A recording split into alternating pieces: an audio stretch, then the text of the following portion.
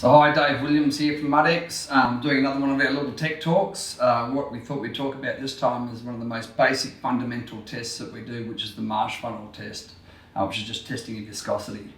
To test your viscosity, you need the marsh funnel and cup.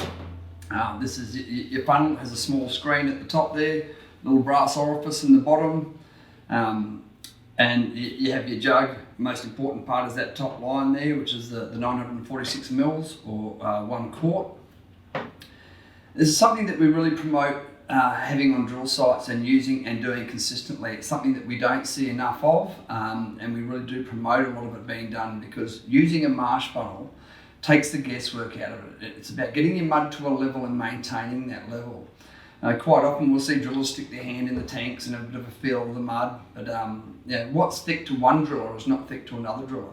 So using a marsh funnel and cup takes the guesswork out of it. It gets your mud to a level and it maintains that level. One of the most basic fundamental tests that we do, it's something that we really promote being done, and done consistently and regularly. So when you're doing this test, you get a sample of your drilling fluid and you pour the fluid through your screen. And the reason that you do that, if you've got any lumpy bits of polymer or anything like that, that they get caught up in the screen, and I've made this mud quite thick just so we can see that it does take a little bit to go through the screen.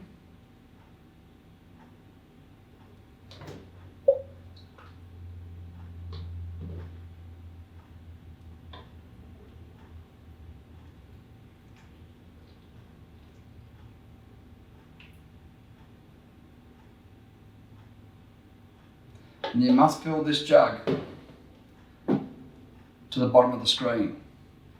Then you will also need a stopwatch when you want to do this. Then you time how long it takes. You start your timer and time how long it takes to fill this jug to the top line. A lot of the times when we're sitting there on sites and we're talking to people, one of the basic things we'll ask, they'll sit there and they'll have problems. What is your mud viscosity? And they won't have a funnel on site and won't be able to tell us that basic test. We'll go out to site and these things are covered in mud, they're not clean. Have a jug, have a bucket of water that you can sit there and you can just have this stuff submerged in it. Keep it clean, keep it tidy. You'll see the little brass orifice in the bottom there. Make sure that that's not got any debris in it, it's not broken, it's not been scored in any way, to make sure that it's in good condition. It is a basic test that you want to be doing. You want to be doing it regularly and making sure that your equipment is in good condition.